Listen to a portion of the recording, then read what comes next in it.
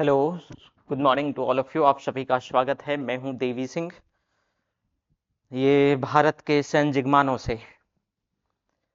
तो दरअसल आज का जो वीडियो है वो वीडियो है कि कुछ माननीयों के द्वारा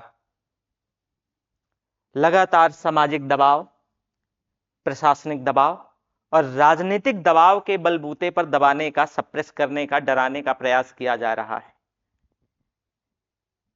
कुछ पेड यूजर के माध्यम से सोशल मीडिया में गालीबाजी करवा करके,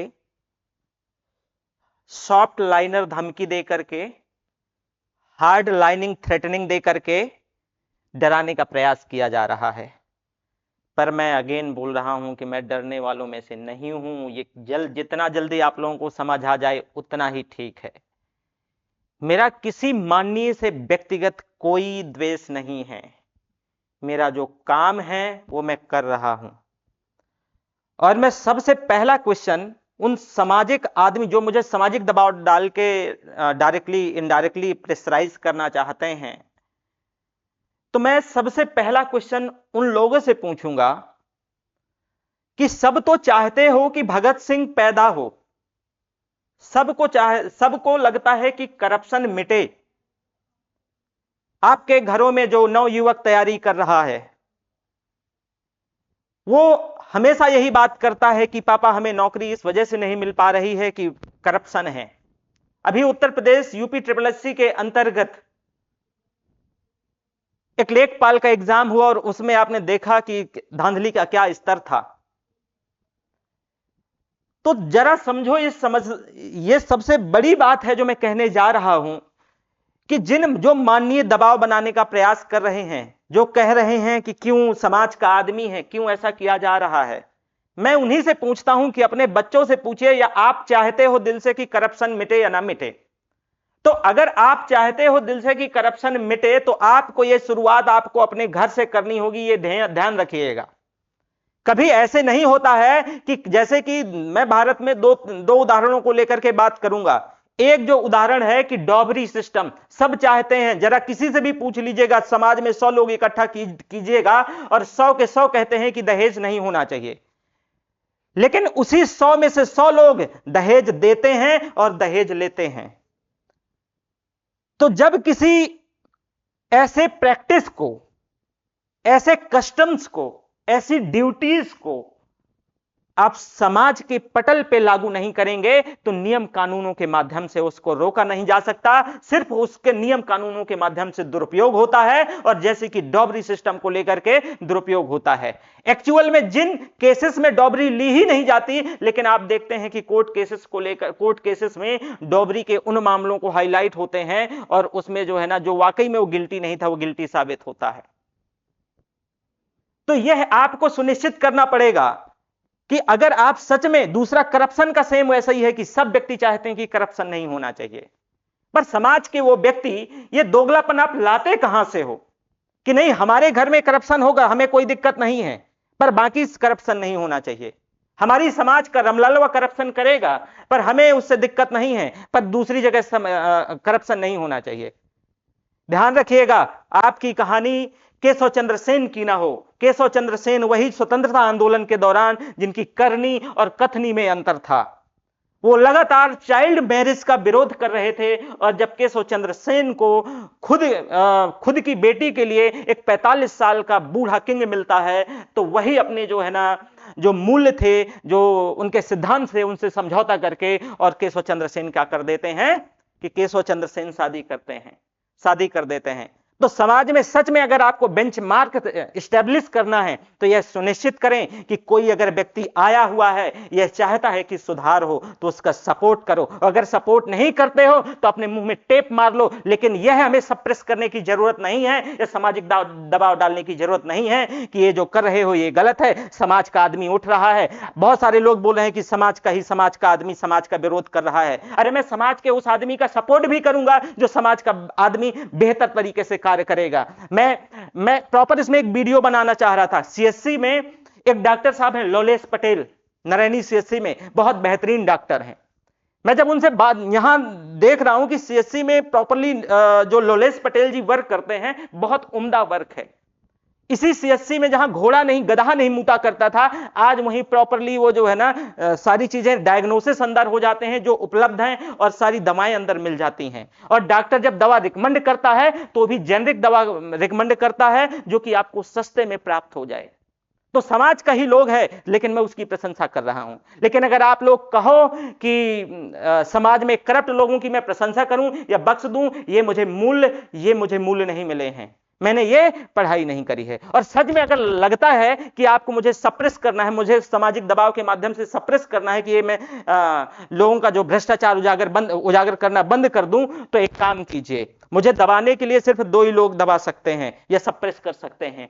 एक तो दृष्टि आईएएस में बैठे हुए एक नाम है कुमार अमित, जो मेरे गुरु हैं, और दूसरा व्यक्ति जो लौकुश सिंह, ये जो है बिहार पीसीएस के अंतर्गत सिलेक्टेड है, आजकल बिहार में है, बिहार पीसीएस के अंतर्गत बिहार में अधिकारी हैं।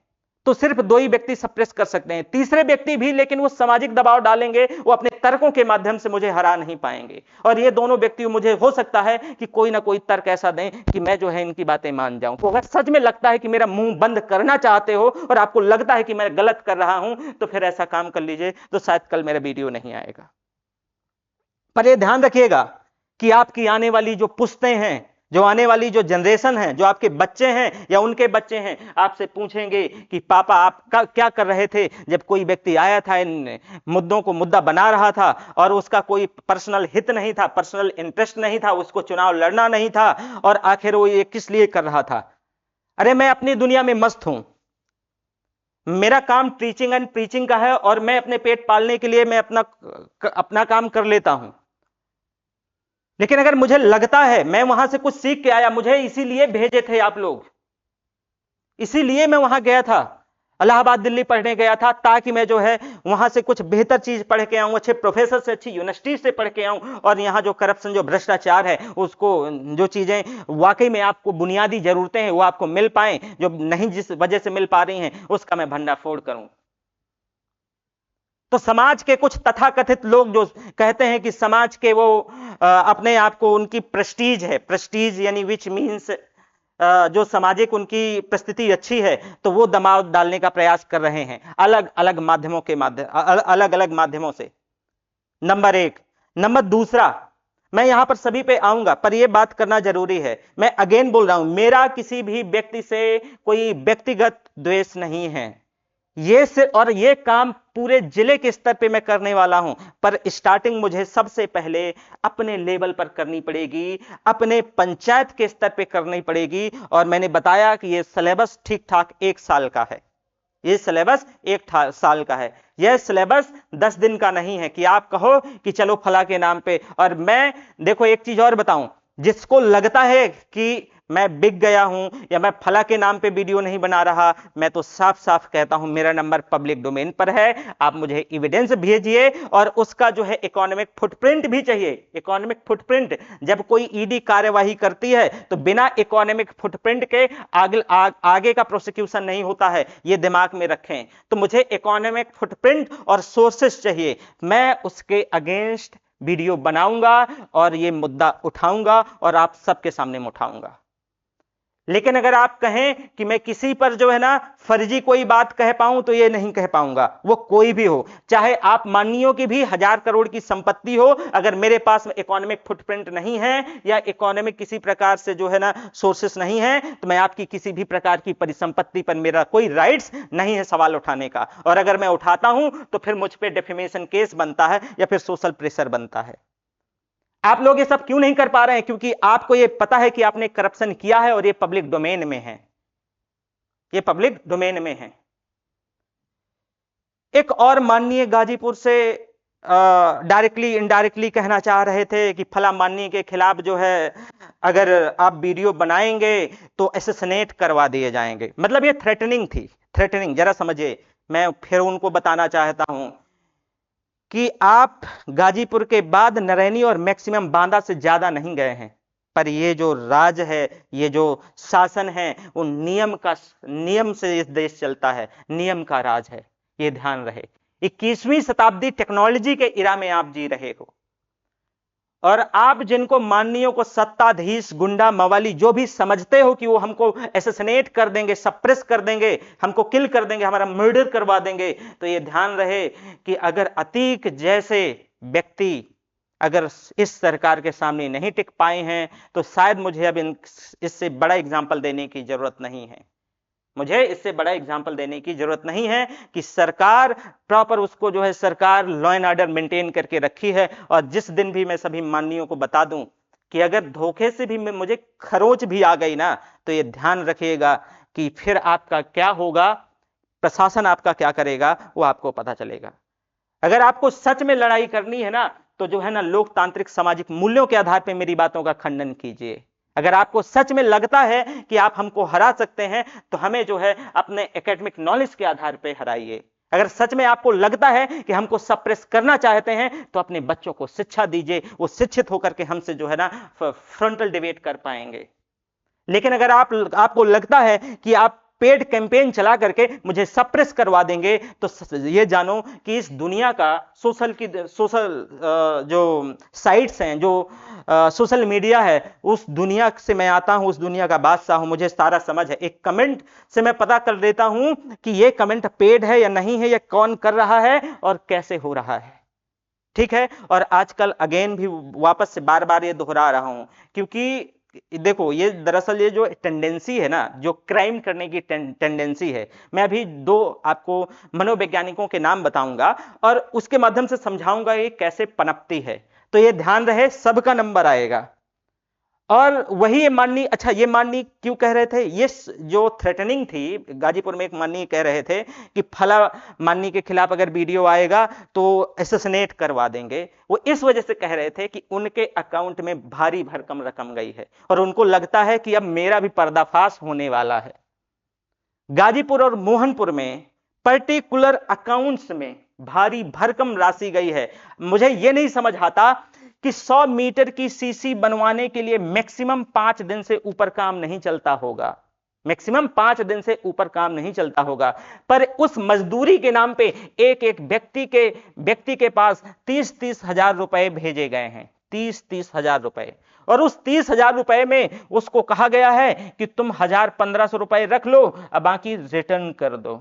1,000-1,500 रुपए रख लो और बाकी क्या कर दो, रिटर्न कर दो। और बाकी 29,000 उन्होंने अपने जेब में डाल दिया।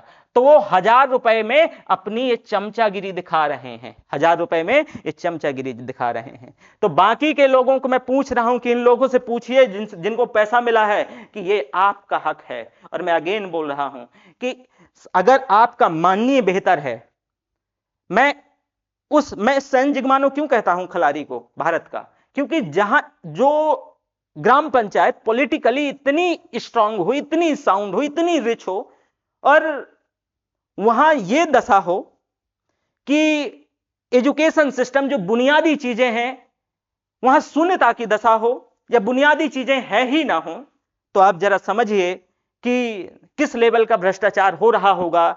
या फिर आपके माननीय कितने अनपढ़ हैं, या फिर आपके माननीय सरकार के सामने आपका हक नहीं मांग पा रहे हैं, आपका हक नहीं मांग पा रहे हैं।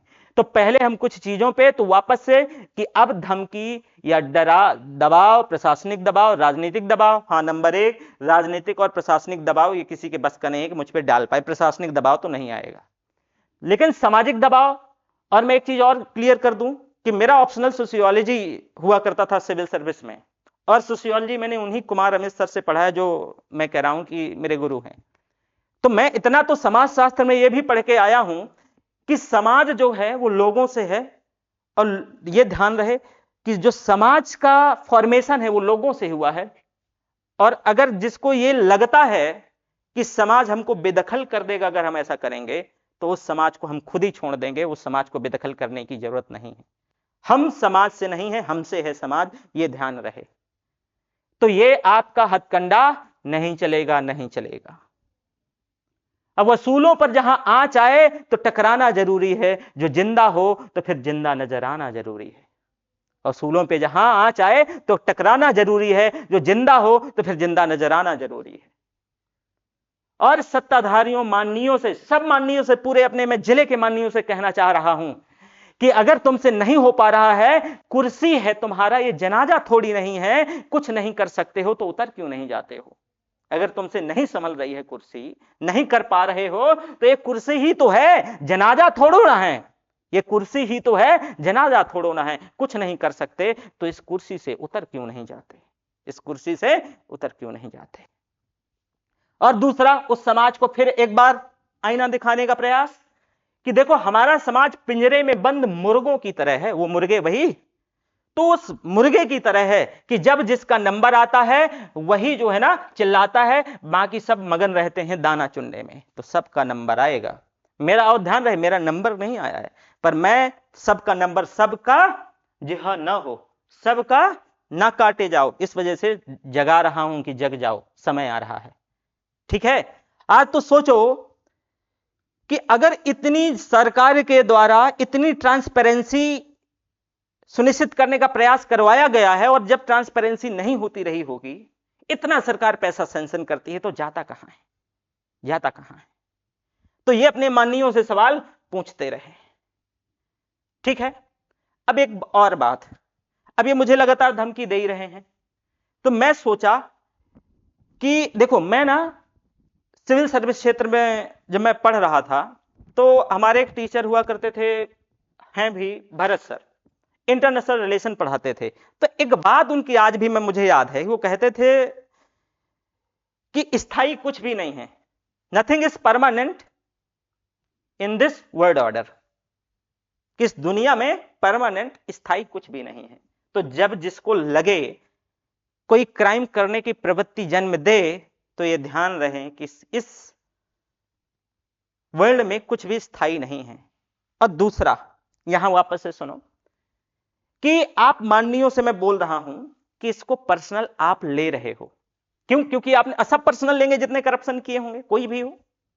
और अगर आप ऐसे पर्सनल लेकर के हमको अगर मेंटली टॉर्चर करने का प्रयास किया, फिजिकली टॉर्चर करने का प्रयास किया, हमें सोशली टॉर्चर करने का प्रयास किया, तो मैं अगेन बोल रहा हूं कि यह मुद्दा, अभी तो मेरा मन आपको लीगल प्रोसीडिंग का नहीं था, मेरा तो सिर्फ यह था कि समाज के सामने आप क्या किए हो, उनके पैसे का कैसा दुरुपयोग किए हो, सिर्फ वो रखने का था।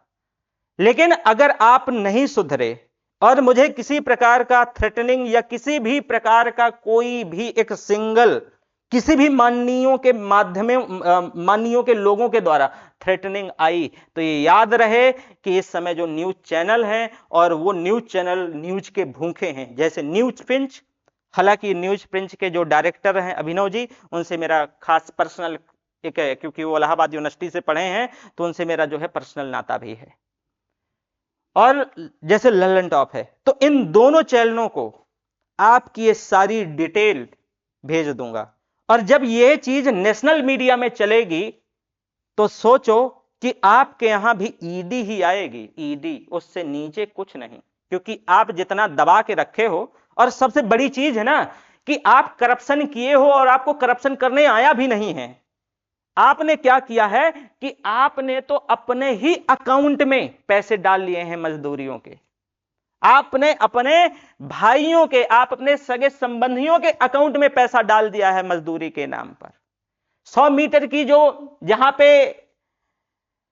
सीसी पड़नी थी, वहां पर एक एक व्यक्ति को मजदूरी के नाम पर 40-40 हजार रुपया गया है। बता दीजिएगा, इतनी महंगी मजदूरी कहां मिलती है, तो हम भी कर लेंगे। तो ये टीचिंग एंड प्रीचिंग से तो अच्छा है कि 2 दिन मजदूरी करने का अगर 40 हजार मिल जाता हो, बताइएगा अगर कहीं ऐसा हो, तो हम भी कर लेंगे।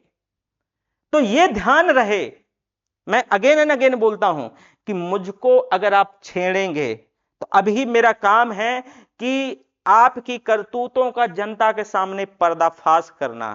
फिर मैं, अगर मुझे लगातार अगर छेड़ने का प्रयास करेंगे आप, तो मैं अगेन एंड अगेन बोल रहा हूं कि इसकी लीगल प्रोसीडिंग होगी। और लीगल, जब आप समझ रहे हो कि करप्शन खुलने में 2 दिन भी नहीं लगेगा, तो 1-1 रुपए की रिकवरी होगी और बाकी के माननीय जेल भी जाएंगे। तो यह भी ध्यान रखिएगा।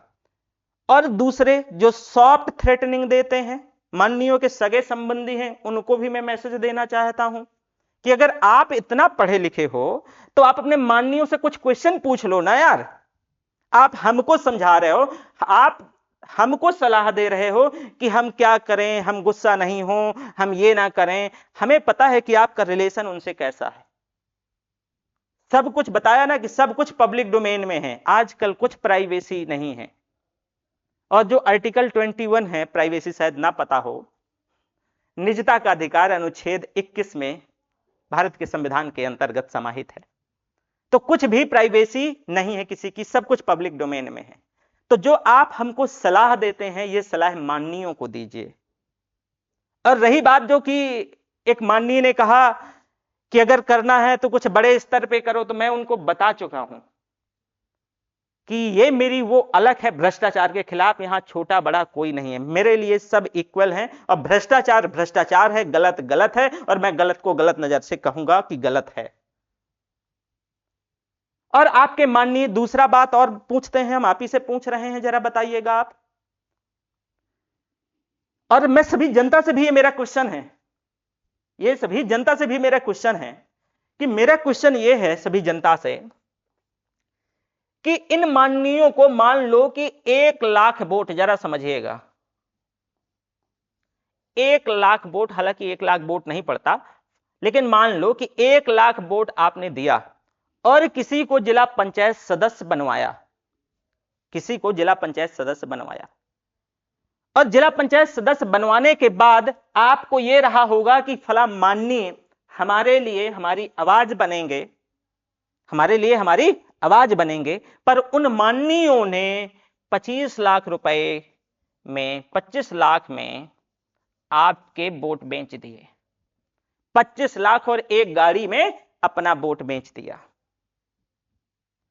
तो क्या इसलिए वोट दिए थे? मतलब अगर कायदे से कहें तो एक वोट की कीमत, आपके वोट की कीमत भी इतनी सस्ती माननीयों ने लगाई, 25 रुपए।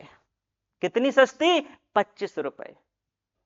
तो अंदाजा लगाओ। और ऐसा कोई माननीय नहीं जो माननीय कहे आपसे कि हमने पैसा नहीं लिया है, कोई भी जिला पंचायत सदस्य कहे आपसे कि हमने पैसा नहीं लिया है, तो आप जिस चीज को, भगवान को आप लोग बहुत मानते हैं, हालांकि मेरी भी आस्था है, तो आप एक काम कीजिएगा, जो आसपास भगवान हो तो उनको जो है उनके हाथ में गंगा जल लेकर के और कह दीजिए कि हमने 1 रुपया नहीं किसी से लिया है, तो यहीं दूध का दूध और पानी का पानी हो जाएगा।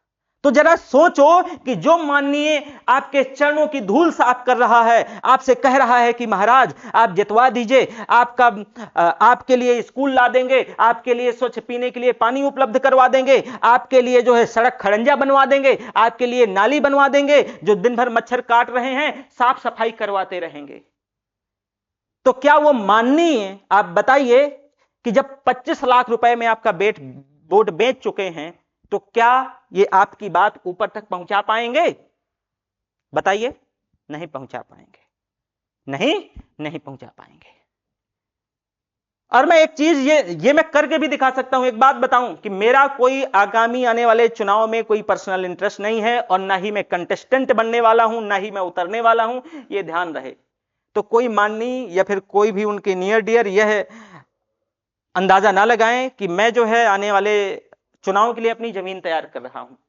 और मैं एक बात और सुनिश्चित करना चाहता हूं, ये सुनिश्चित करना चाहता हूं और ये बताना चाहता हूं कि मोदी जी ने एक बात कही थी कि मैं हर साल 2 करोड़ लोगों को रोजगार दूंगा।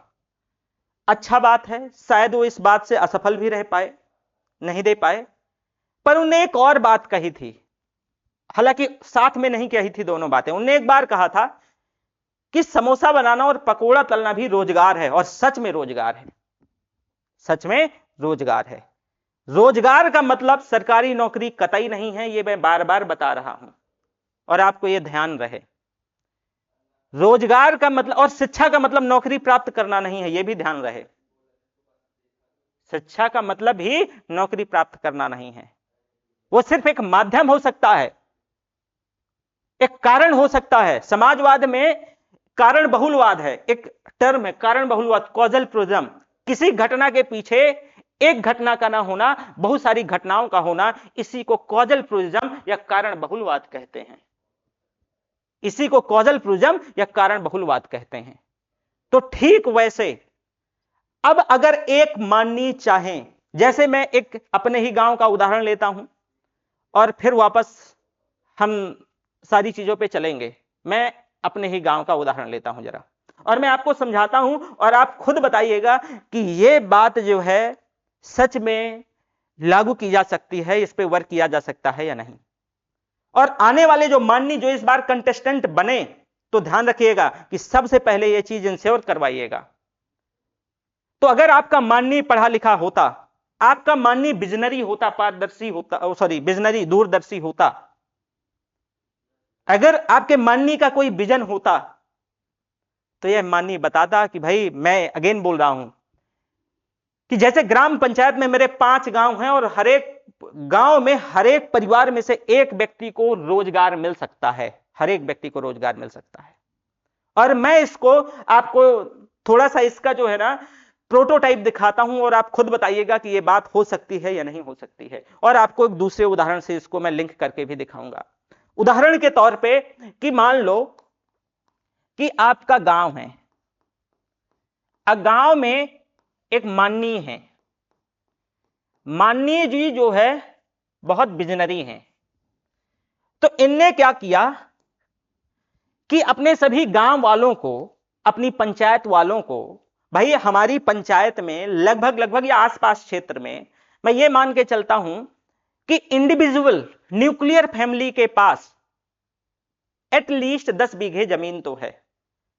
हालांकि बुंदेलखंड में पानी की कमी है, लेकिन फिर भी मेरी तहसील में, मेरे जिले में पानी का इतना बड़ा क्राइसिस नहीं है, और खास करके मेरी नरैनी तहसील में पानी का क्राइसिस तो बिल्कुल भी नहीं है। तो अगर पानी का क्राइसिस नहीं है और हमारी भी जो खेती करने का जो तरीका है वो बहुत पारंपरिक और ट्रेडिशनल है, अगर हम इसमें इनोवेशन करते हैं, इसमें जो है कुछ है नया प्रयोग करने का प्रयास करते हैं, तो शायद आपकी जो इनकम है, उस इनकम को जो माननीय नरेंद्र मोदी जी 2022 में एक बात कहते हैं कि हमें इस बेंचमार्क को प्राप्त करना है कि किसानों की आय दुगनी करनी है। तो अगर सच में वो काम ये किए होते तो दुगनी हो जाती, लेकिन अगर वो नहीं कर पाए हैं तो आप तो कर सकते हो।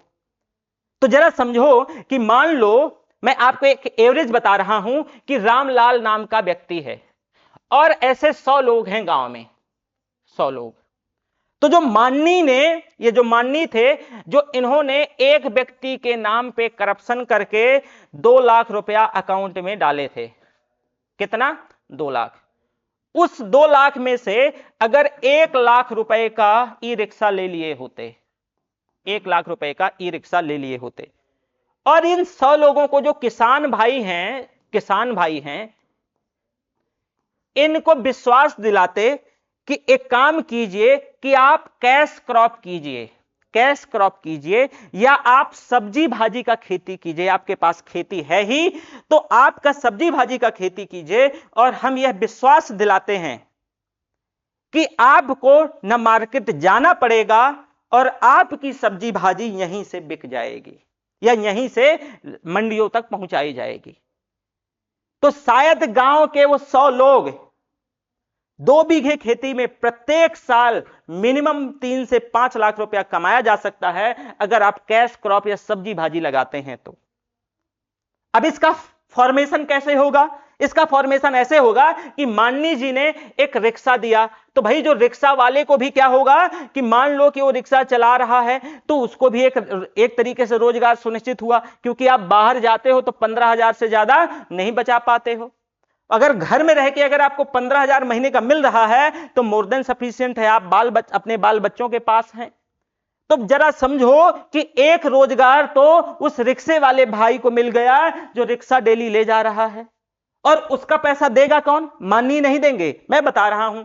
तो मान लो कि रामलाल ने 2 बीघे में सब्जी लगाई, और 2 बीघे में रामलाल ने सब्जी लगाई, और ऐसे एक गांव के 100 लोगों ने सब्जी लगाई, और सभी ने 10-10 किलो, मान लो 100 लोग छोड़ो, 50 लोग हैं गांव में, और 50 लोगों ने सब्जी लगाई, और सभी के यहां डेली सब्जी का जो उत्पादन है वो 10-10 केजी का है। और आज एवरेज कोई सब्जी, मैं अगेन बोल रहा हूं, आप नरैनी की बात कर रहा हूं, कि 30 रुपए केजी से नीचे नहीं है। आज की डेट में आप चेक कीजिएगा, कोई भी सब्जी 30 रुपए किलो से नीचे नहीं है। तो अगर आप 10 किलो भी सब्जी का उत्पादन कर रहे हैं, जो कि ये बहुत मिनिमम है। अगर 2 बीघे में लगा रहे हैं तो सब्जी का उत्पादन बहुत होगा, लेकिन मैं एक सिर्फ आपको सैंपल सर्वे के माध्यम से समझाना चाहता हूं। तो आप 300 रुपए की सब्जी हुई, उस 300 रुपए में अगर 15% उस रिक्शे वाले भाई ने ले लिया, 45 रुपया ले लिया, तब भी आपके पास 255 रुपए बचते हैं। अब 255 रुपए में आपने क्या किया कि अपने खेत से तोड़ाई करी और आपका जो चौराहा है वहां तक तौल के पहुंचा दिया। अब इसके बाद उस रिक्शे वाले भाई का यह काम है कि वो सब्जी लेकर के मंडी तक पहुंचे, जैसे सुबह अतर्रा मंडी है, या फिर जो है नरैनी तक ही आ जाए। तो नरैनी में जो सब्जी का जो खपत है, अगर आप सब्जी सभी लोगों से, ये जो अतर्रा से ला रहे हैं, अगर 5 रुपए कम दाम पर और वहीं पहुंचाएंगे, तो मुझे लगता है कि जो नरैनी में जितनी आप जितना उत्पादन कर पाएंगे, सारी खपत हो जाएगी। तो आप बताओ कि हर एक घर में यह रोजगार सुनिश्चित हुआ कि नहीं हुआ? बिल्कुल हो जाएगा।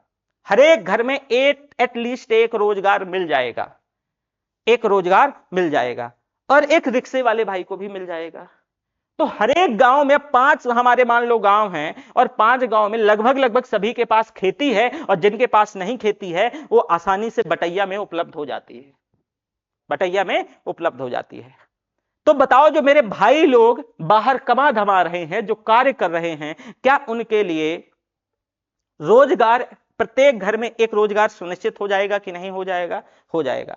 वो अपने बाल बच्चे भी रह के यहां पढ़ा सकेंगे, साथ में अपने घर में अपने बाल बच्चों के साथ रह पाएंगे, उनके साथ सुख दुख शेयर कर पाएंगे, सुख दुख शेयर कर पाएंगे।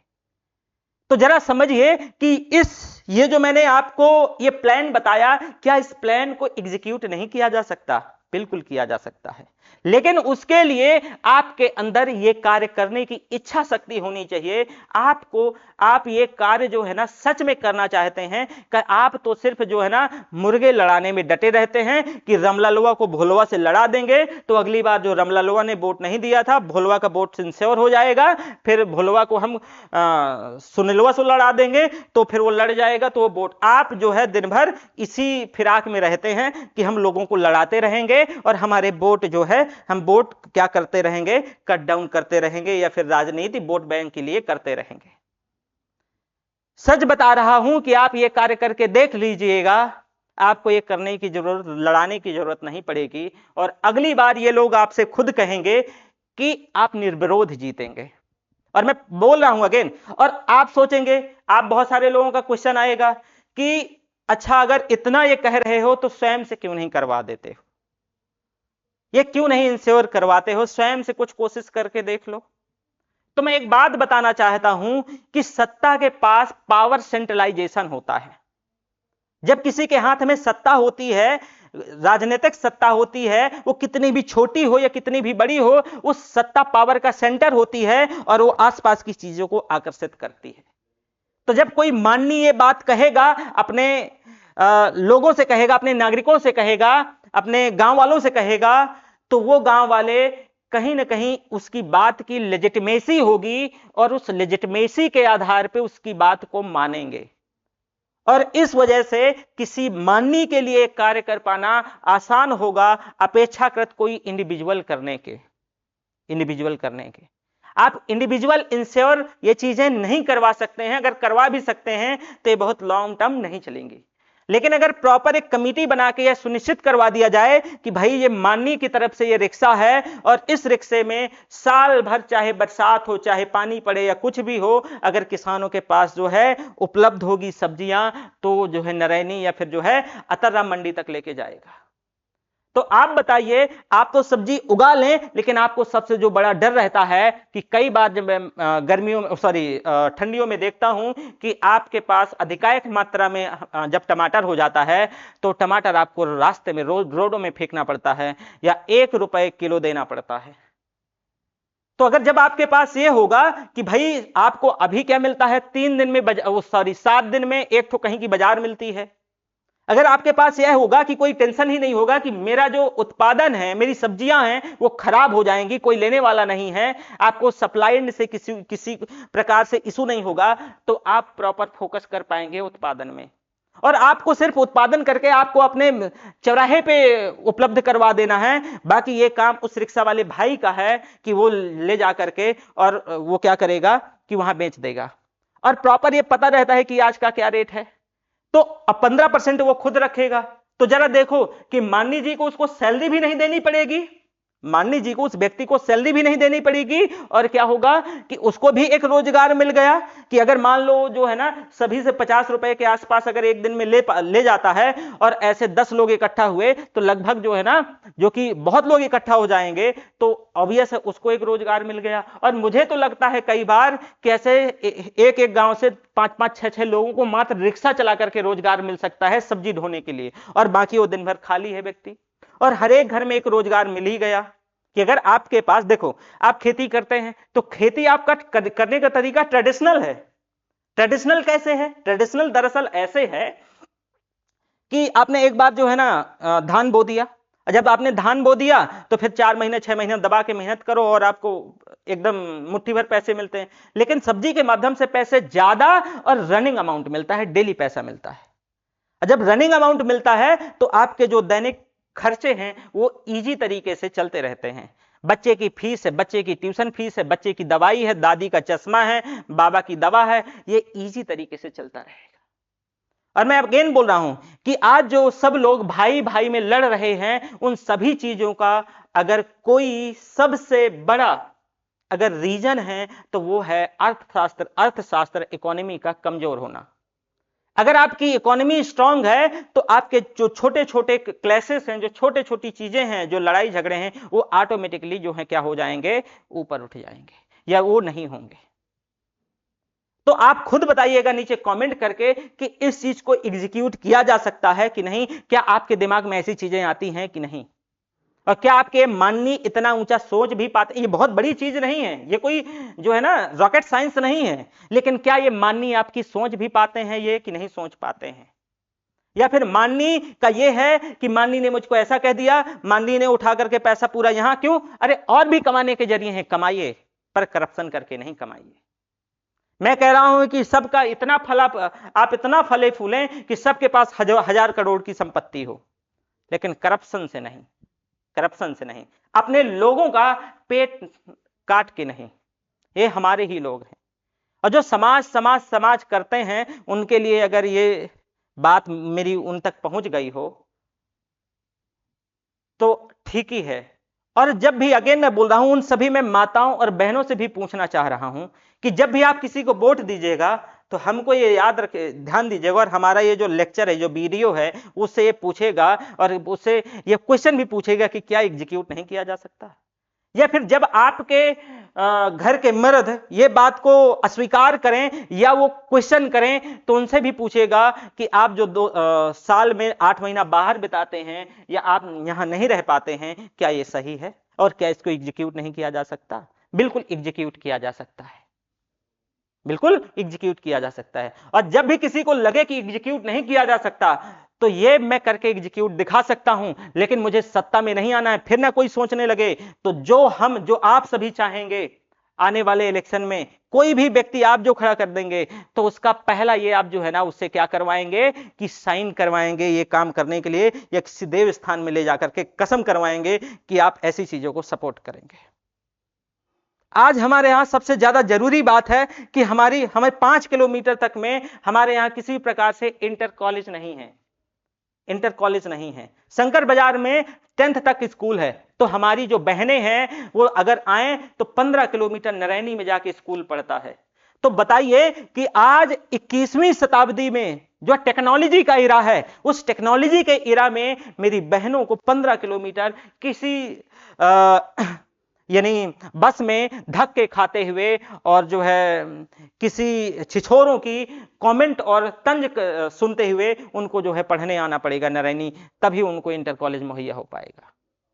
इस चीज को और मैं बता रहा हूं, हालांकि कुछ लोगों को इससे जो मैं ये वर्ड बोलने जा रहा हूं तो फिर जल जाएगी।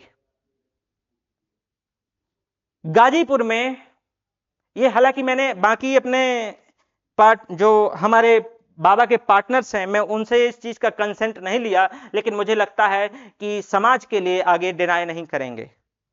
तो गाजीपुर में 14 बीघे ऐसी जमीन है कि उसके मेरा परिवार सरवाहकार है, और वो जमीन पहाड़िया में लगी हुई है। उस जमीन से पहाड़िया का जो खर्चा है, जब आप लोग बधाई बधाई दुनियादारी पूजने जाते हैं तो उससे खर्चा क्या किया जाता है, निकाला जाता है। अब आप जरा सोचो कि उस 14 बीघे में 5 बीघे में अगर इंटर कॉलेज बन जाए, और जो कि अभी आपको ये पता है कि अभी हाल ही में जमीन को जो है ना इकट्ठा एक एक जगह किया जा रहा है, तो अगर 14 बीघे जमीन एक जगह हो गई, अभी कुछ लोग बोलेंगे कि वो एक जगह नहीं है तो कैसे हो पाएगा, है ना। तो जो लैंड सीलिंग हो रही है, जो चकबंदी हो रही है, तो चकबंदी के माध्यम से एक चक आ जाएगा, और उस 14 बीघे में अगर 5 बीघे में भी एक इंटर कॉलेज बन जाए। अब आप सोचोगे कि ये हमारे माननीयों की हस्ती नहीं है। अरे आपके यहां दो जिला पंचायत और तीसरी जिला पंचायत का मायका है, एक प्रधान है, इतनी पॉलिटिकल साउंड आपकी पंचायत है, और इतना नहीं माननीय करवा पाएंगे। लेकिन अगर आप चाहें, अगर आपको लगता है कि आपके माननीय नहीं ये करवा सकते हैं, तो उसका भी मैं तरीका बताता हूं कि अगर आपको लगता है, अब जैसे उस जमीन को तो मैंने आपको बता दिया, एक इशारा कर दिया, आप मांग करो, लोगों से बताओ, जो लोग दबा के रखे हैं उनसे भी कहो। और अब क्वेश्चन आएगा कि भाई जो पहाड़िया का खर्चा कैसे निकलेगा, तो जो लोग एक सिंबॉलिक फीस देंगे, उस फीस से पहाड़िया का खर्चा भी निकलता जाएगा। तो बच्चों की एजुकेशन भी इंश्योर हो जाएगी, बच्चों की एजुकेशन भी इंश्योर हो जाएगी, खास करके हमारी उन बेटियों की, बहनों की, जो बेचारी नहीं पढ़ पाती हैं, दूरी जाने के चलते नहीं पढ़ पाती हैं। ठीक है, तो यह सुनिश्चित हो सकेगा। और दूसरा सबसे जो जरूरी बात है कि आप लोग कहते हो कि यह किसी के बस की बात नहीं, यह संसद विधायक करते हैं। भैया, अगर इन काकरोचों ने सरकार को झुका दिया है, तो जिस दिन आप 200 लोग उठ करके अपनी पंचायत से लखनऊ चले जाओगे, मैं बोल रहा हूं कि 2 दिन नहीं लगेगा, आपके यहां इंटर कॉलेज अनाउंस हो जाएगा। पर यह बताया फिर अगेन, इच्छा शक्ति की जरूरत होती है, यह दूरदर्शी नेता की जरूरत होती है, यह विजनरी मैन की जरूरत होती है। आपके यहां सबसे ज्यादा जरूरी इस समय जो डिजिटल लाइब्रेरी की है और बारात घर की है। डिजिटल लाइब्रेरी का मतलब क्या है कि डिजिटल लाइब्रेरी का मतलब कि भाई वहां पर जो हाई स्पीड इंटरनेट हो, कुछ इलेक्ट्रॉनिक डिवाइसेस हो, तो जो हमारी बहनें जो उसी इंटर कॉलेज से पढ़ के आई हैं और उनको लगता है कि घर में ऐसा माहौल नहीं उनका बन पा रहा है, घर छोटा है और नहीं पढ़ पा रही हैं, तो उस लाइब्रेरी में शिफ्ट होकर अपनी पढ़ाई कर सकती हैं। लेकिन फिर अगेन कि ये हमारे माननीयों की समझ से बाहर है, समझ से परे है, समझ से दूर है, समझ से दूर है। ये माननीय नहीं कर पाएंगे। माननीय तो सिर्फ मुर्गा लड़ाएंगे, आप लोगों को लड़ाते रहेंगे, बड़े परिवार का होने के नाते किसी को धमकाते रहेंगे, मसल्स पावर का दुरुपयोग करते रहेंगे। और फिर भी बताऊं कि अब ये देश मसल्स पावर से नहीं चलने वाला, ये देश कानून से चलता है, कानून का राज है। जो मसल्स पावर है, muscles power null and void हो जाता है जहां कानून का राज होता है। तो ये जो सारे मुद्दे हैं, ध्यान रहे कि इस बार आपका वोट इसलिए नहीं जाए कि हाथ जोड़ के बैठ जाओ कि इस बार कॉलोनी दे दोगे, पिछली बार वादा किया था नहीं दे पाए। नहीं, आपकी आने वाली वही जनरेशन, शिक्षा इतनी महंगी होती जा रही है, महंगाई लगातार बढ़ती जा रही है, आप बाहर जाके 15,000 में अपने घर का पेट नहीं पाल पाओगे, अपने बच्चे नहीं पढ़ा पाओगे, अपने उस बूढ़े मां बाप के आंख में चश्मा नहीं लगवा पाओगे, ये ध्यान रहे। तो ये माननीयों को भी ध्यान देना होगा। माननीय जितनी ऊर्जा आप हम पे लगाते हो, छीटाकसी करने पे, पेड कैंपेन चला के गाली दिलवाने पे, फर्जी आईडी बना के गाली देने पे, या सॉफ्ट थ्रेटनिंग दिलवाने से, या हार्ड थ्रेटनिंग करने से, तो ये इतना फोकस अगर आप आपने जनता में लगाए होते तो ना आज हमें यहां आके खड़े होके ये भाषण देना पड़ता, और ना आपको ये सॉफ्ट और हार्ड थ्रेटनिंग की जरूरत पड़ती। लेकिन मैं अगेन बोल रहा हूं, अब जैसे मैं एक बड़ा मुद्दा बताया था कि भाई पहाड़िया के बगल में एक पहाड़ तोड़ा जा रहा है और स्वास्थ्यजनक समस्याएं वहां इतनी हो रही हैं कि गाजीपुर जैसे गांव में लगभग हर 10वां व्यक्ति उसको रिस्पायरेशन का या सांस की समस्या हो रही है। और उसका सिर्फ और सिर्फ एक कारण है कि आप किसी से भी पूछिएगा कि जो व्यक्ति खदानों में काम करता है, खास करके पत्थर की तोड़ने वाली खदानों में, तो उनका वो कितनी आगे आने वाले कैसी हेल्थ इश्यूज झेलते हैं, कैसे उनको स्वास्थ्य की समस्याएं होती हैं। और वही जो धूल है वो आपके गांव में, आपका गांव आधा किलोमीटर है और उड़ के आ रही है और बैठ रही है और आप उसको जो है इनहेल कर रहे हो, आप जो है ना आपकी सांस के माध्यम से आगे जाके फेफड़ों में बैठ रही है।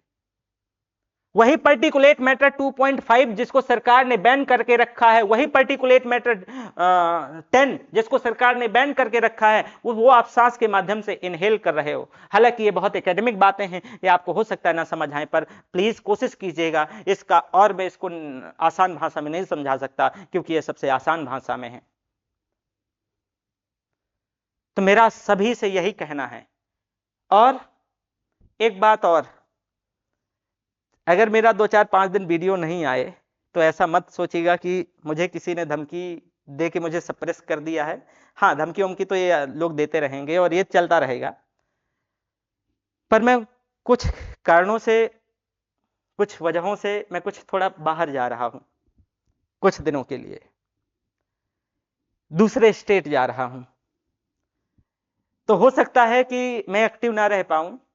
तो इसको लेकर के अपना आप एक विचार ना बनाइएगा कि ऐसा हुआ होगा, ऐसा हुआ, मतलब ऐसा कुछ कि मुझे किसी ने फिर खरीद लिया, क्योंकि आप बहुत जल्दी कहते हो खरीद लिया खरीद लिया खरीद लिया। आप होंगे बिकाऊ, हम तो नहीं हैं। और मैंने कल बताया था कि हमको कोई खरीद ले तो फिर क्या, और हम बिकने वालों में से ये है नहीं। ठीक है, आप हमारा दिल चुरा सकते हो पर खरीद नहीं सकते हमें। तो जरा देखो कि आदर्श नेता कौन। आदर्श नेता वो जो रामलाल को भुलवा से लड़ा रहा हो, श्यामलाल को भुलवा से लड़ा रहा हो, और रितेशवा को भुनुआ को भिड़ा रहा हो, ये नहीं। अच्छा नेता वो कि जनता की सेवा सत्ता और व्यक्तिगत लाभ से ऊपर होके करे, और उसकी वाहवाही, क्योंकि ये सेवा भाव से किया गया कार्य है, श्रद्धा भाव से किया गया कार्य है। ठीक वैसे कि जैसे मंदिर में आप चढ़ावा चढ़ाने जाते हो तो ये नहीं बताते हो कि देखो ये मेरे 100 रुपए हैं, ये 100 रुपए में जो है ना फला गुप्त दान पेटी में डाल रहा हूं, ऐसा नहीं करते हो। तो कोई भी सेवा भाव से किया गया कार्य सोशल मीडिया में प्रचारित ना किया जाए, और सच में आप कर रहे हो तो करने वाला खुद ही प्रचार करेगा, नंबर 1। नंबर दूसरा, आलोचना सुनने और अपनी गलती स्वीकार करने का साहस रखो। देखो जैसे कि मैं जिस विचारधारा से आता हूं, सेंट्रल लेफ्टिस्ट हूं, सेंट्रल लेफ्टिस्ट, एक्सट्रीम लेफ्टिस्ट नहीं हूं। मैं समानता बंदूक की नली और बट के नाम पे सुनिश्चित नहीं करना चाहता। मेरी जो समानता और स्वतंत्रता का मार्ग है वो लोकतांत्रिक समाजवाद है। ये काफी एकेडमिक वर्ड हो रहे हैं, उसके लिए मैं माफी चाहूंगा, लेकिन कोशिश करूंगा कि समझा सकूं। तो लोकतांत्रिक समाजवाद है। लोकतांत्रिक समाजवाद को आपकी ही भाषा में समझाता हूं कि समानता ऐसे स्थापित करना कि मान लो कि किसी का एक अंत्योदय के अंतर्गत कार्ड है, तो सरकार क्या करती थी कि उसको फ्री ऑफ कास्ट 35 किलो अनाज देती थी। और मान लो कि रामलाल बीपीएल के अंतर्गत है तो उसका देने का स्टैंडर्ड पहले अलग था। और कोई एपीएल है, बीपीएल मतलब बिलो पॉवर्टी लाइन, गरीबी रेखा से नीचे, अंत्योदय मतलब बहुत अत्यंत पिछड़ा और गरीब, और एपीएल अपर पॉवर्टी लाइन जो अब यानी गरीबी रेखा से ऊपर, तो उसको कुछ नहीं मिलता था। तो हमारी संवैधानिक व्यवस्था ही ऐसी है कि लोकतांत्रिक मूल्यों के आधार पर समानता को स्थापित करना है। लेकिन फिर भी हम जब समानता को स्थापित करने का प्रयास कर रहे हैं, और मैंने कहा कि मैं सेंट्रल लेफ्टिस्ट विचारधारा से आता हूं, तो एग्रेसिव हूं, तो अगर मेरी कोई गलती है मैं स्वीकार करता हूं, बहुत सारी गलतियां की होंगी और होंगी। अगर भाई कोई व्यक्ति है तो गलती करना बहुत लाजमी है, भगवान ही नहीं गलती करता और तो सब गलती करते हैं। तो डरिए नहीं, मैं सभी अपने माननीयों से कहना चाह रहा हूं कि गलती ये एक सामान्य चीज है, इसको स्वीकार कीजिए और आगे बढ़िए। और इससे फ्रंटल कॉन्फ्लिक्ट से आप हारोगे, जीतोगे नहीं, मैं अगेन बोल रहा हूं। क्योंकि आपकी लड़ाई किसी उस बुधाई, उस घुंघरू से नहीं है जो एक बार आवाज उठाया और सप्रेस हो गई। आपकी लड़ाई उस शिक्षित नागरिक से है जो सिविल सर्विस का प्रिपरेशन करके आया है 5 साल और पिछले 5-6 सालों से उसी फील्ड में पढ़ा रहा है। आपकी लड़ाई उस व्यक्ति से हो रही है जो संविधान को ठीक ठाक पढ़ के आया है और बीएनएस को भी थोड़ा बहुत जानता है, और जो अन्य विषय हैं उनकी भी थोड़ी बहुत समझ रखता है। आपकी लड़ाई बेसिकली उस व्यक्ति से नहीं, पर्टिकुलर उसकी कलम से है। और ध्यान रहे कि अगर लड़ना है तो कलम की लड़ाई कलम से ही लड़ी जाती है। कलम आप इतनी पैनी कीजिए कि मेरी कलम को आपकी कलम झुका सके, तभी तो असली मजा है। फ्रंटल कॉन्फ्लिक्ट से कोई असली मजा नहीं है, मैं अगेन बोल रहा हूं। अगला है कि जाति, धर्म, व्यक्तिगत संबंध और वोट बैंक से ऊपर उठ करके निर्णय लें। रमललवा को भोलवा से, भोलवा को रमललवा से, किशोरवा को सनिया से, इसको ना लड़ाएं। सार्वजनिक धन को जनता की अमानत समझें। अपने अकाउंट में, अपने भाई भतीजों की अकाउंट में, अपने सगे संबंधियों की अकाउंट में पैसे ना डालें। जनता का पैसा है तो जनता के लिए खर्च करें। विरोधियों का सम्मान करें, ठीक वैसे कि जैसे पंडित नेहरू जब प्रधानमंत्री बनते हैं तो विरोधियों के द्वारा कई प्रकार से उन पर आरोप ऐसे लगाए जाते हैं, फिर भी वो स्वागत करते हैं। और एक तो अब ये वीडियो लंबा हो रहा है, वो किसी दिन एक कहानी सुनाऊंगा कि उस समय इतनी संसदीय भाषा का बेहतर तरीके से उपयोग किया जाता था और संसदीय मूल्यों को समझा जाता था कि जब अटल बिहारी वाजपेयी विरोधी धड़े में बैठते हुए कुछ कहना चाहते हैं तो पूरे सम्मान के साथ नेहरू सुन रहे हैं। तो ये आपको ये ध्यान रखना पड़ेगा कि हम किसी दिन इसमें डिबेट कर रहे हैं, बढ़िया वीडियो बनाएंगे। तो विरोधियों का सम्मान करें, विरोधियों को अपना दुश्मन ना समझें। ये आपके ही नागरिक हैं, आपके ही वोटर हैं। दूसरा कि कानून और संविधान का पालन करें,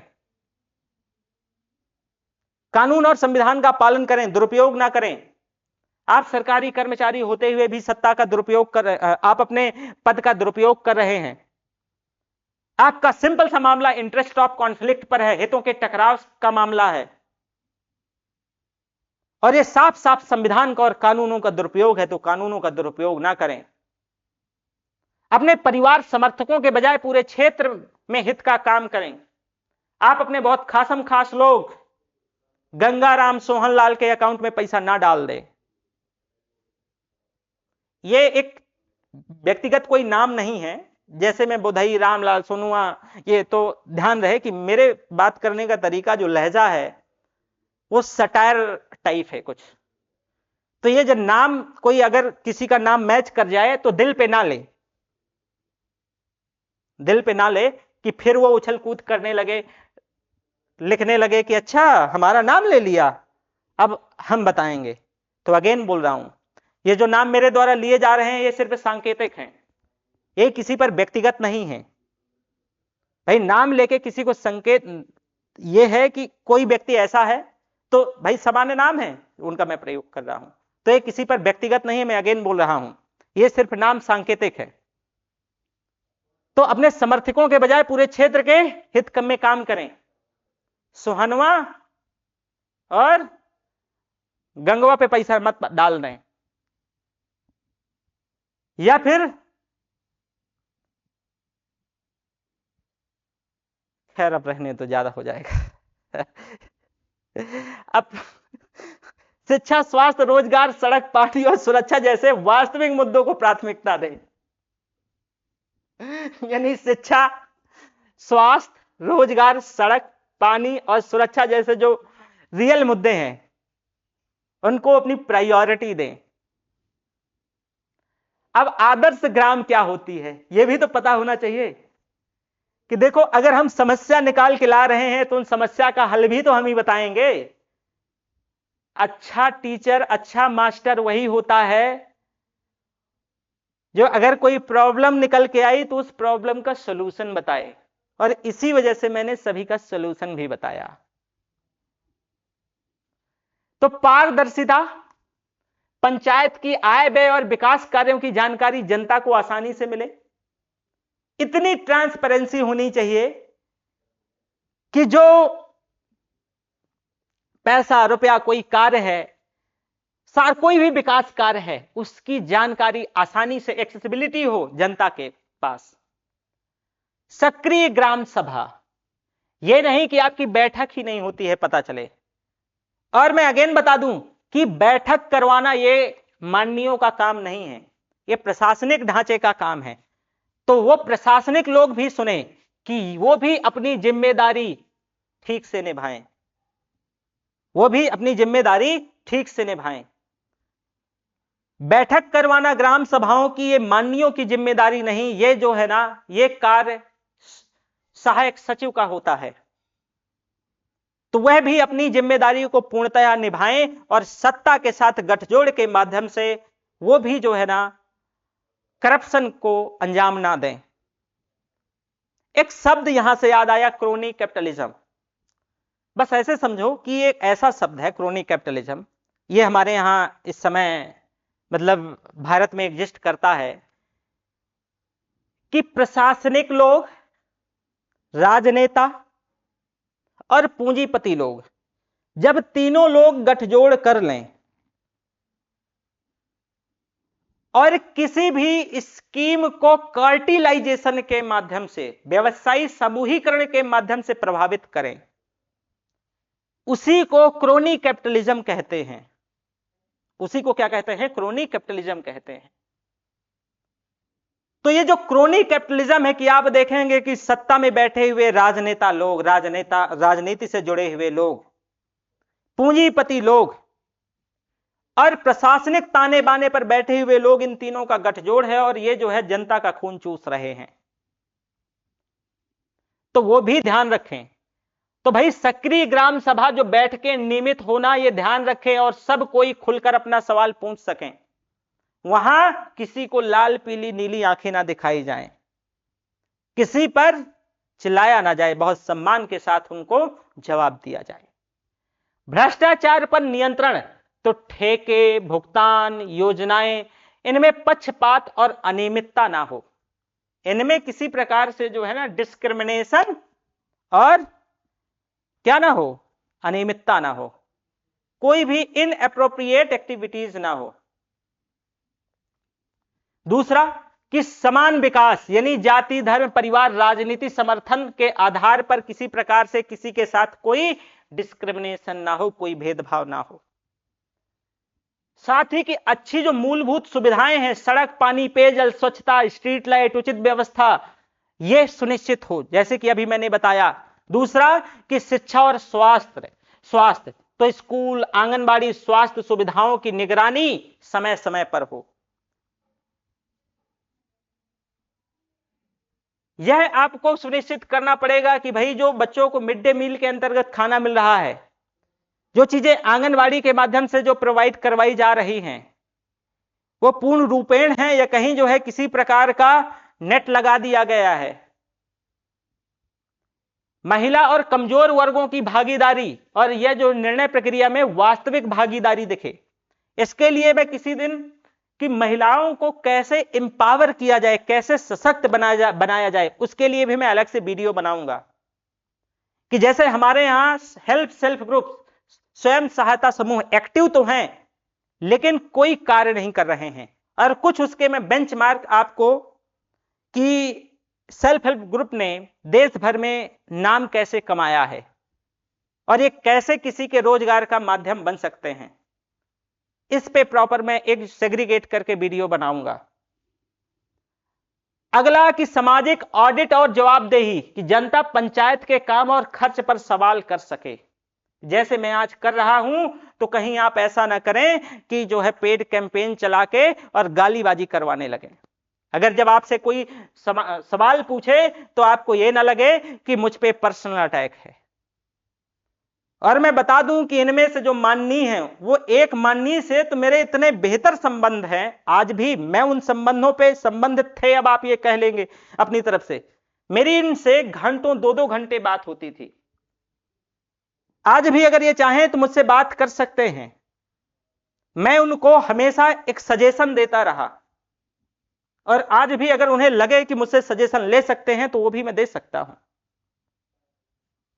मैं अगेन बोल रहा हूं कि खास करके जिन माननीयों की 2-2 घंटे मेरी बात हुई है, और माननीय ही मुझको कॉल करते थे, तो उनको लग रहा था कि मैं मेंटली डोरमेंट की दशा में नहीं हूं, तभी तो मुझसे 2 घंटे बात कर पाते थे। किसी से 2 घंटे सजेशन ले पाना, बात कर पाना आसान नहीं है ना। और मेरा ऐसा कुछ नहीं हुआ कि मैं माननीय से गुस्सा हूं या कुछ ऐसा। ये माननीय पर ये कोई व्यक्तिगत आरोप या आक्षेप नहीं है। बस जो लोगों का पैसा है उसके बारे में सवाल पूछ लेना, यह गुनाह तो नहीं है। स्थायी विकास, भाई ड्रेनेज का सिस्टम प्रॉपर हो, वृक्षारोपण, कचरा प्रबंधन, स्थानीय रोजगार, जैसे कि रोजगार बताया हमने, कचरा प्रबंधन।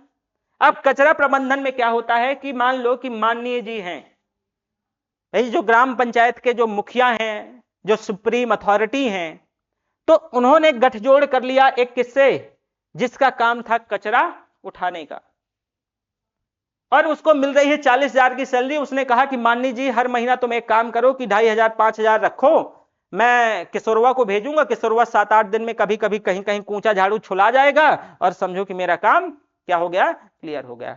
तुमको पता है कचरे का प्रबंधन नहीं हो पा रहा है, इस वजह से तुमको डेंगू मलेरिया हो जा रहा है, और जो तुम्हारे 20 नहा की कमाई है वो जाके जो है ना सफेद पोषों को दे आ रहे हो, डॉक्टरों को आपको देना पड़ रहा है। हर एक चीज कहीं ना कहीं किसी से जुड़ी है, बस लिंक करना तो समझो, लिंक तो कर पाओ। और कई बार आप लोगों के दिमाग में इस वजह से यह चीज मैंने लगाया है कि दरअसल ये जो क्राइम वाली टेंडेंसी है, जो प्रवृत्ति है, वो कैसे ये क्राइम वाली प्रवृत्ति लोगों के दिल में आती है। तो एक साइकोलॉजिकल थ्योरी है, और उसमें सिगमंड फ्रायड है, ये मनोवैज्ञानिक है। इनका एक सिद्धांत है, ये कहते हैं कि जो वो व्यक्ति है, इंसान है, वो एक उसका जो मानसिक ढांचा दरअसल 3 चीजों से मिलकर बनता है। एक होता है इड, जिसको हम जो है मूल इच्छाएं, मूल प्रवृत्ति कहते हैं। दूसरा होता है ईगो, जिसको हम तार्किक दिमाग कहते हैं। और तीसरा होता है सुपर ईगो, नैतिकता या जमीर। तो किसी भी व्यक्ति के आपराधिक प्रवृत्ति पनपने का कारण यह तब बनता है जब किसी व्यक्ति का जो सुपर ईगो है, यानी जो नैतिकता है, वो बचपन में सही तरीके से डेवलप्ड नहीं हुई है, और वह अपनी जो ईड है, जैसे गुस्सा है, लालच है, वासना है, तो उसका जब आपका सुपर ईगो बेहतर नहीं होगा तो आप ईड पर कंट्रोल नहीं रख पाएंगे। जब कंट्रोल नहीं रख पाएंगे तो ऑब्वियस है, आप मूल प्रवृत्ति पर कंट्रोल नहीं होगा तो आपके अंदर क्या होगा, आपके अंदर आपराधिक प्रवृत्ति आएगी। जब आपराधिक प्रवृत्ति आएगी तो आपसे जो सवाल पूछेगा तो आप उसको सप्रेस करने का प्रयास करोगे, आप अपने बाहुबल का प्रयोग करने का प्रयास करोगे, बाहुबल का प्रयोग करने का प्रयास करोगे। तो ध्यान रहे। दूसरा भी थ्योरी है, ये एडविन सदरलैंड की है, ये भी एक समाजशास्त्री रहे हैं, और ये कहते हैं कि भाई कोई भी व्यक्ति पे कोई जन्मजात जो है अपराध की प्रवृत्ति नहीं होती, बल्कि जो वो सीख रहा है वो सब समाज के व्यवहार से, जो लर्निंग बिहेवियर है उससे सीख रहा है। जैसे ये कैसे सीख रहा है कि, और ये लेजिटिमेसी कौन देता है ये किसी के अपराध करने की, कि जैसे गाजीपुर के एक व्यक्ति ने कहा कि भैया अगर फल आदमी के बारे में बोल देगा तो असैसिनेट करवा देगा। तो हम बताएं कि जिस फल आदमी की, फला माननी की बात करते हैं, आज से 10 साल पहले वो एक बड़े माननी के साथ आए थे।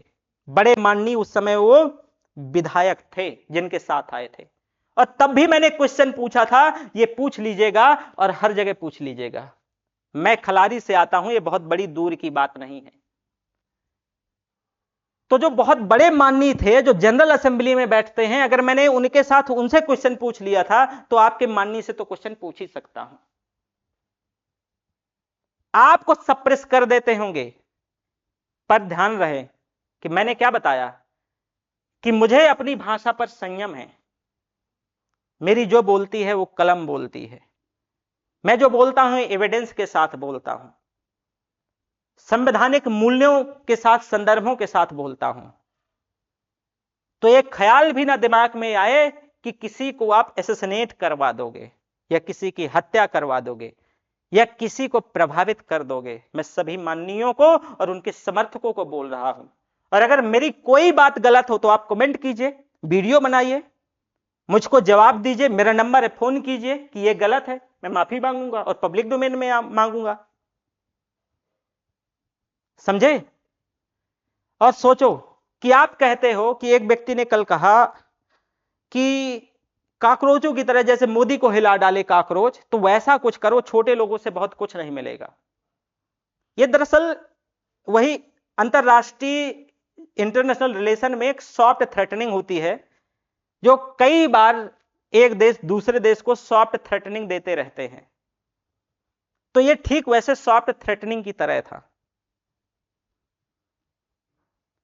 तो मैं उनको भी ये कहना चाहता हूं कि 1915 में एक बैरिस्टर जब लौटता है अफ्रीका से, और उसके समाज वाले, उसके अपने नियर डियर और बहुत सारे लोगों ने, खास करके उसके पिता ने कहा कि जब तुम अब्दुल्ला का मुकदमा लड़के, गांधी की मैं बात कर रहा हूं, जब साउथ अफ्रीका से भारत लौटते हैं तो बहुत लोगों ने कहा कि तुम कहां जा रहे हो। और जब वो पूछे कि कहां जा रहे हो तो उनने सबसे पहले, जब भारत आए तो उनने कहा कि मुझे समस्या जानना है, तो पूरे भारत का भ्रमण करते हैं। और वो किसी के दबाव में नहीं आते हैं। उनका रास्ता राजाओं ने भी रोका। क्यों? क्योंकि वो राजाओं के अगेंस्ट थे, वो समानता स्थापित करना चाह रहे थे। उस समय राजतंत्र और अंग्रेजों का राज था। कुछ जगह जहां प्रिंसली स्टेट थे वहां तो राजा राज कर रहे थे, और कुछ क्षेत्रों में जो है ना अंग्रेज राज कर रहे थे। तो उनकी तो लड़ाई अंग्रेजों से भी थी, उस दमनकारी सत्ता से थी जो कैसे भी सप्रेस कर देते थे, और तब कानून का राज नहीं था। उनकी लड़ाई उन राजाओं से भी थी जो कोई ना नियम था ना कोई कानून था। फिर भी जिसको अल्बर्ट आइंस्टाइन कहते हैं कि आने वाली हमारी जनरेशन, फ्यूचर, यह भरोसा नहीं कर पाएगा कि कोई हाड़ मांस का पुतला था और पूरे देश को आजाद करवा गया, और जब आजाद हुआ देश तो वह नोआखली में जो है दंगा रोक रहा था, और बाकी लोग सत्ता की लालच में जो है इधर जो है मूल फुटअव्वल कर रहे थे। लेकिन वो आदमी, देश आजाद होता है तो सत्ता का लालच ना करते हुए जाके नोआखली में दंगा रोक रहा था। ये दुनिया के सबसे महान वैज्ञानिक अल्बर्ट आइंस्टाइन कहते हैं गांधी के बारे में। तो भाई गांधी के सबसे पहले आते हैं और सबसे पहला अपना कार्य जो है ना बनारस यूनिवर्सिटी में एक तरीके से कह लें कि अपने भाषण से शुरू करते हैं, और फिर जाते हैं लखनऊ, और लखनऊ में एक संगोष्ठी होती है, और संगोष्ठी होती है तो वहां से जो है रामचंद्र नाम के एक व्यक्ति बिहार के आते हैं, और जो उस समय नील आंदोलन शुरू करते हैं, तिनकठिया प्रथा का विरोध करते हैं। तो गांधी को मैं बता दूं तुमको कि जहर तक दिया गया था। जब रामचंद्र शुक्ल के साथ गांधी जाते हैं तिनकठिया प्रथा का विरोध करने के लिए बिहार, तो उनको जहर तक दिया गया था। पिछले बार बिहार पीसीएस में एक क्वेश्चन आया था कि गांधी को जहर से बचाने वाला कौन सा व्यक्ति था, ये आपके लिए आंसर भी कीजिएगा। फिर भी वो आदमी डरा नहीं, उसके खिलाफ सत्ता भी है, उसके खिलाफ राजा भी हैं, और वह लंगोटिया आदमी सिर्फ सफेद लंगोटी में पूरा देश भ्रमण करता है और अंग्रेजों की सत्ता को उखाड़ फेंकता है। उसके पास संसाधनों की कमी है। उसका जो चक्कर है वो जमनालाल बजाज है। इसी वजह से गांधी को जमनालाल बजाज का जमनालाल बजाज को गांधी का पांचवा बेटा कहते हैं। लेकिन और कई बार जो है एक महिला है, उस समय की राजनेत्री हैं, वो कहती हैं गांधी की सादगी बहुत महंगी है। ये खैर बहुत बड़ा हो जा रहा है और ये गांधी के विषय में है, तो मुझे लगता है कि ये लेक्चर आपके लिए मतलब सूट नहीं करता है। खैर तो छोड़िए। तो मैं बस ये समझाना चाहता हूं कि उन अपने जो सॉफ्ट थ्रेटनिंग करते हैं सोशल मीडिया पे, तो उनके लिए है कि जो कहना चाहते हैं या किसी प्रकार से मेंटल प्रेशर बनाने का प्रयास करते हैं कि आप छोटे लोगों से कुछ रिटर्न नहीं होगा, 10-20 लाख का गुटखा खा के लोग थूक देते हैं, तो उनको मैं बता दूं कि कोई भी कार्य छोटा बड़ा नहीं होता। ये लड़ाई न्याय की है, ये मेरा सत्याग्रह है, ये ध्यान रहे। ये लड़ाई न्याय की है और ये मेरा सत्याग्रह है। जैसे गांधी का सत्याग्रह था, ये मेरा सत्याग्रह है। और ध्यान रखिएगा कि गांधी मेरे एक तरीके से राजनीतिक गुरु भी हैं। मैं गांधी से बहुत सीखता हूं। मैं जब गांधी को बार बार पढ़ता हूं, मुझे हर बार गांधी एक नए आयाम में दिखते हैं। तो मैं गांधी का चेला हूं। तो आप हमें सॉफ्ट थ्रेटनिंग और हार्ड लाइनर होके हमको धमका के आप हमको सप्रेस नहीं कर सकते हैं। और ये ध्यान रहे, मैं अगेन एंड अगेन बता रहा हूं कि जैसे गांधी का स्टार्टिंग में विरोध हुआ, ये मुझे पता था कि मेरा भी विरोध होगा।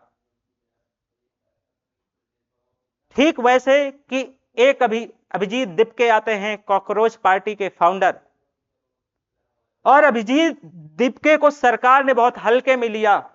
और वही अभिजीत दीपके वैसी सरकार का, जो सरकार कभी कहा करती थी कि इस सरकार में इस्तीफे नहीं होते, तो उनके एक बहुत नियर डियर मंत्री का इस्तीफा हो गया।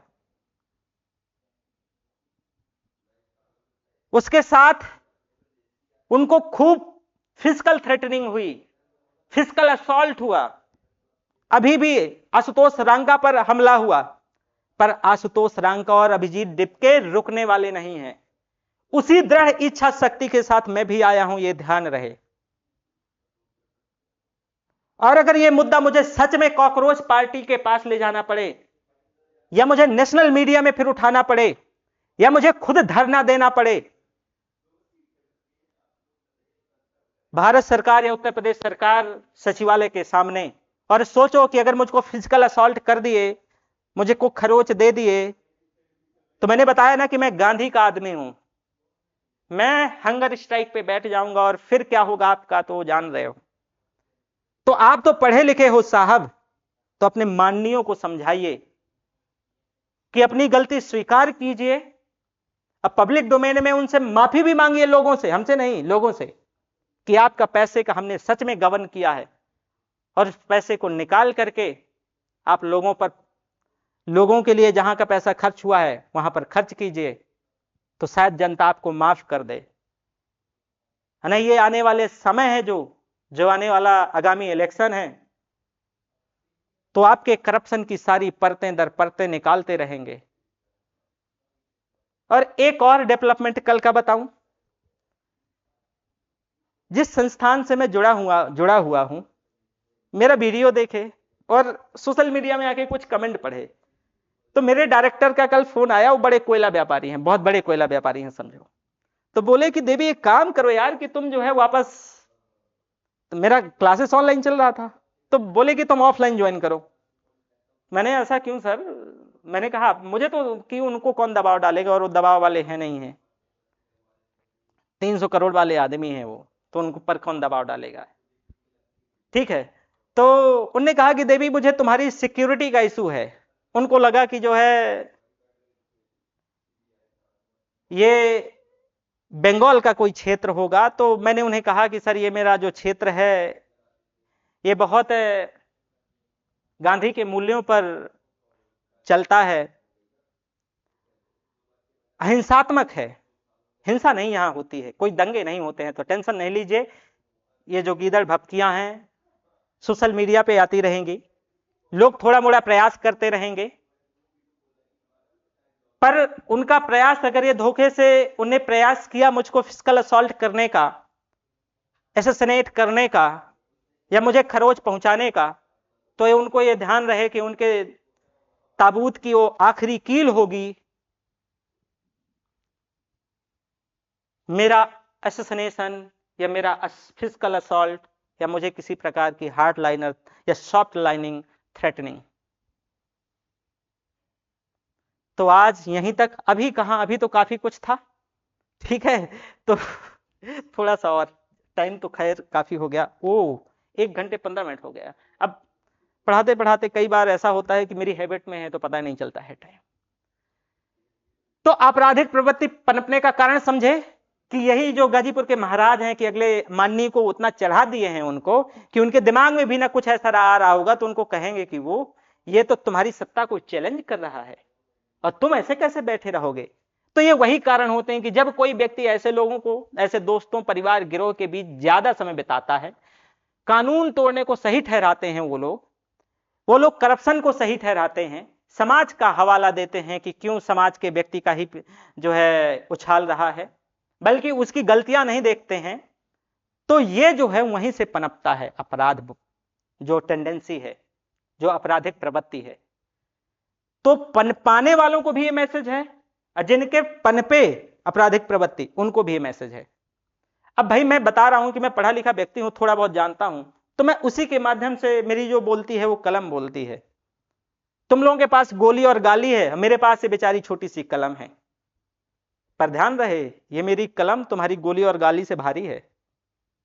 मेरी ये जो कलम है तुम्हारी गोली और गाली से भारी है, ठीक। और बिना कविता सुनाए कैसे जा सकते हैं, है ना। तो देखो, है ना। चलो एक ये भी चीज बतानी थी कि सत्ता कैसे वर्क करती है। मैं थोड़ी सा रेफरेंस इस वजह से देता हूं कि तुम लोगों को ये ना लगे कि देखो ये सब हवा हवाई चल रहा है। इस वजह से मुझे रेफरेंस, जब यूपीएससी में जब मेंस का पेपर लिखा जाता है तो उसमें कई संदर्भ देने पड़ते हैं, रेफरेंस देने पड़ते हैं, ताकि एग्जामिनर को ये लगे कि अच्छा ये कोई हवा हवाई बात नहीं हो रही है, ये जो बात हो रही है वो स्कॉलर्स के द्वारा कही, या जो बड़े जो साइंटिस्ट या फिर मनोवैज्ञानिक या जो विधिवेत्ता हैं उनके द्वारा कही हुई है।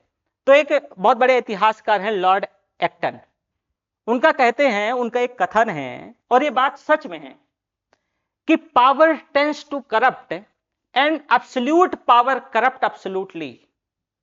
इसका हिंदी में मतलब यह है कि शक्ति जो है, जो सत्ता है वो भ्रष्ट करती है और पूर्ण शक्ति या पूर्ण सत्ता लोगों को तानाशाह बनाती है, लोगों को तानाशाह बनाती है। तो यह जरूरी है कि जिनको तुमने सत्ता सौंप के रखी है, तो सत्ता किसी की बपौती नहीं है, सत्ता को बदलते रहो, बदलते रहो, ताकि लॉर्ड एक्टन की कही हुई बात सत्य ना हो जाए कि power tends to corrupt and absolute power corrupt absolutely, कि सत्ता लोगों को भ्रष्ट बनाती है और पूर्ण सत्ता लोगों को तानाशाह बनाती है, पूर्णतः भ्रष्ट कर देती है। तो ये ध्यान रहे। दूसरा, ताबिस अली की एक बड़ी प्यारी लाइन मुझको याद आ गई, तो मैंने उसको, अब ये सारी चीजें इसी वजह से बता देता हूं, मैं क्रेडिट नहीं लेता कि मेरी है। तो ताबिस अली करके जो है ना एक व्यक्ति थे, मतलब शायर हैं, महाराष्ट्र से आते हैं। तो उनकी ये है कि जब आप लोग कहते हैं कि वो बहुत बढ़िया व्यक्ति है और बहुत लोगों का ख्याल रखता है, तो ताबिस अली उसी में उनकी ये शायरी इस चीज पर लागू होती है। वो कहते हैं, एक जो पंछी पाल के रखा है उनके मालिक को ताबिस अली अपनी इस लाइनों से कहते हैं कि ध्यान से पंछियों को देते हो दाना पानी। मतलब किसको? जो पंछियों का मालिक है, कि ध्यान से पंछियों को देते हो दाना पानी, इतने अच्छे हो तो पिंजरे से रिहा क्यों नहीं कर देते। मतलब कि ध्यान से पंछियों को देते हो दाना पानी, इतने अच्छे हो तो पिंजरे से रिहा कर दो ना। इतने अच्छे हो तो पिंजरे से रिहा कर दो ना। मतलब क्या हुआ कि तुम सच में इतने अच्छे हो, इतने दिलदार हो, तो एक काम करो ना कि ये जो पक्षी जब स्वतंत्र हो जाएंगे तो कितना बेहतर। तुम कहते हो कि हम इनको ध्यान से खाना पानी देते हैं, बहुत ख्याल रखते हैं, तो इनकी स्वतंत्रता, असली स्वतंत्रता पिंजरे में नहीं, बल्कि इनकी असली स्वतंत्रता ये अपने पंख फैला पाए स्वतंत्रता पे है, ये पिंजरे के बाहर है। ये ताबिस अली का शेर है। खैर ये सारी चीजें, और मैंने बताया कि सबका नंबर आएगा, परेशान ना हो। और मेरे सभी माननीयों को स्वागत भी है। शायद इस बार अभी मैं कुछ एक दूसरे स्टेट जा रहा हूं कुछ काम से, तो मैं रक्षाबंधन में ना आ पाऊं। मेरी आपसे कोई व्यक्तिगत दुश्मनी नहीं है, व्यक्तिगत द्वेष नहीं है। आप सभी माननीय मुझसे सीनियर हैं, तो आपको प्रणाम, ठीक है। मैं आपको प्रणाम करता हूं, पर आपके अंदर बैठी वो प्रवृत्ति जो इस करप्शन को बढ़ा रही है, उसको नहीं। ठीक वैसे कि मेरा राग द्वेष किसी व्यक्ति से नहीं है, बल्कि उसके किए हुए गलत कार्यों से है। तो शुक्रिया, जल्दी फिर मिलेंगे। और हो सकता है कि 2-4 दिन मेरा वीडियो नहीं आए, तो ये मत मान लीजिएगा कि मैं सप्रेस हो गया हूं, या मुझे किसी ने सप्रेस कर दिया है, या मुझे किसी ने खरीद लिया है। और फिर मैं अगेन उन माननीयों को कहना चाहूंगा जो माननीय फेसबुक वॉल पे फर्जी आईडी बना के कहते हैं कि फला आदमी का उजागर करो, उसके पास 500 करोड़ की संपत्ति है, 5,000 रुपए का आदमी है। भाई ये सरकार का काम है कि उसकी संपत्ति को बताए, वो हर बार आईटीआर डालते होंगे। आपके पास कितनी संपत्ति है, मैंने आपकी संपत्ति पर सवाल नहीं उठाए हैं। आप कहां से पैसे कमाते हैं, इन्वेस्टमेंट नाम की भी कोई चीज होती है, कोई कहीं से कमाता होगा, आप भी कहीं और भी से भी कहीं कमाते होंगे। मैंने आपकी संपत्ति पर नहीं सवाल उठाए हैं, जो मुझे दिख रहा है मैं उस पर सवाल उठाया हूं। आप 10,000 करोड़ की संपत्ति लें, आप एफएल टावर में एक फ्लैट खरीद लें, उससे मेरा कोई लेना देना नहीं है। मेरा लेना देना है, अगर आपको लगता है कि ये उस संपत्ति जो बनाई गई है वो करप्शन से बनाई गई है, तो आप मुझको एविडेंस दीजिए। मैं हर उस एविडेंस पे सवाल करूंगा, क्वेश्चन करूंगा, वीडियो बनाऊंगा जो गलत होगा। यहां अपना मेरा पराया कोई नहीं, यहां अपना मेरा पराया कोई नहीं। तो शुक्रिया, फिर मिलेंगे।